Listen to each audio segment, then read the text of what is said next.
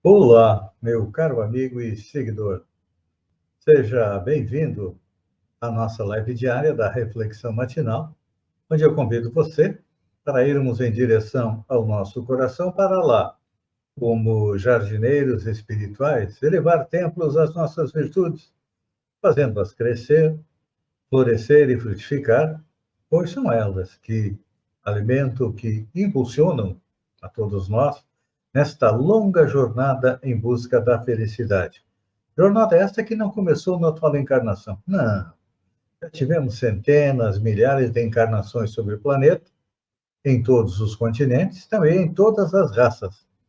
Já fomos brancos, negros, amarelos, peles vermelhas, encarnamos como homem ou como mulher, dependendo da nossa programação encarnatória, como esclarece o Espiritismo, que diz que a felicidade está ao nosso alcance.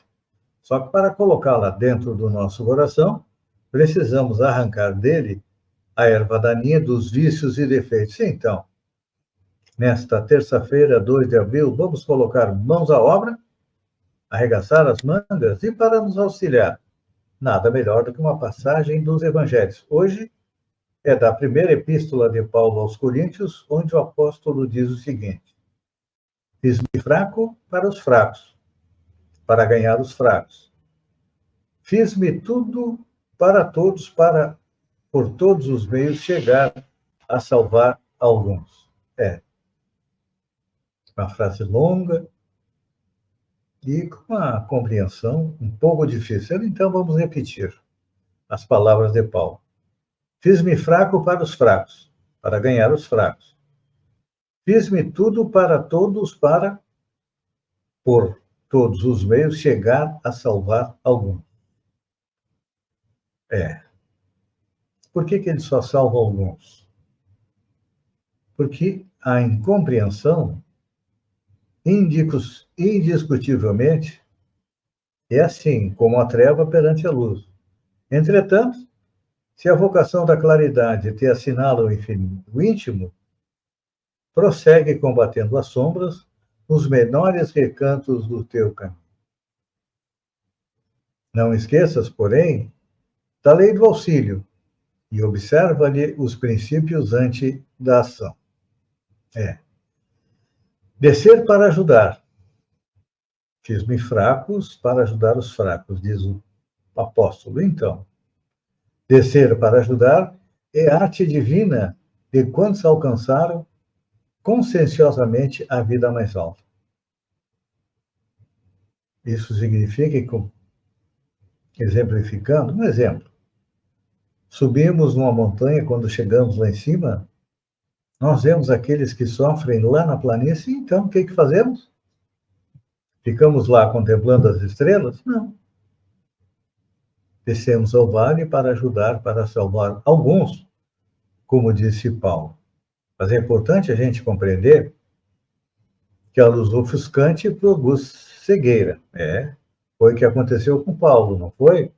Nas portas de Damasco, ele vê Jesus com parte do seu esplendor, fica cego e é obrigado a entrar em Damasco para que Ananias restitua a visão. Jesus fez isso com Paulo para ele compreender o quão pequeno ele era. Ele que se julgava um fariseu rico, um sacerdote rico e presunçoso, é jogado por terra e compreende os ensinamentos do mestre, passa algum tempo estudando, para depois comparecer aos apóstolos em Jerusalém, pedindo autorização para levar o evangelho. E foi uma luta difícil, porque os apóstolos, sendo judeus, acreditavam que as palavras de Jesus eram exclusivamente para os judeus, mas Paulo não. Tinha aquela visão universalista, então saiu ao mundo. Só que ele graduava as manifestações para que o socorro não fosse destrutivo. É que a gente, muitas vezes, deslumbrado por conseguir um pouco de luz, acredita que devemos converter a todos, mas não é assim. Precisamos de humildade. Não devemos nos fazer demasiadamente superior diante dos inferiores ou excessivamente forte perante os fracos. Então, das escolas não se ausentam todos os aprendizes. Não, é sim alguns poucos a cada ano, então.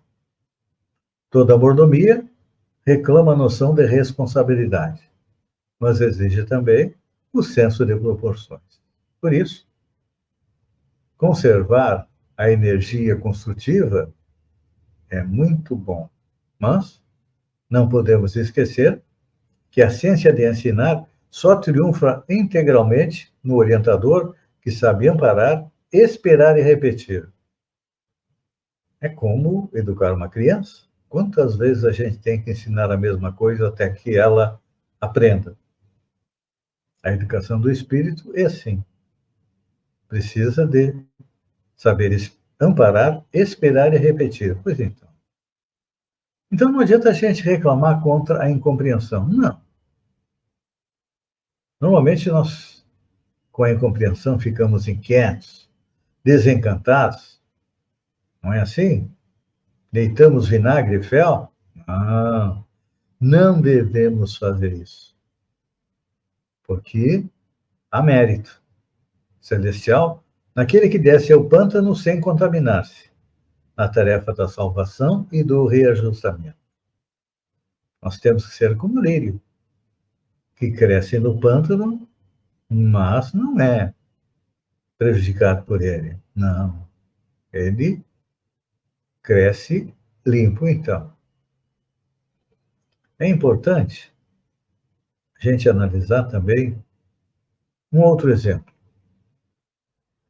O que seria de nós se Jesus não houvesse apagado a própria claridade, fazendo-se igual a nós? É importante a gente lembrar que quando Jesus foi ao monte para orar, os apóstolos Pedro, João, eu acho que era Tiago, viram Jesus cercado de luz. Era um pouco da claridade do Mestre. Eles viram com a sua visão espiritual. Mas a maioria das pessoas via somente a figura humana de Jesus. Por isso que ele apagou a sua luz para que a nossa luz acendesse. É um exemplo para nós, então.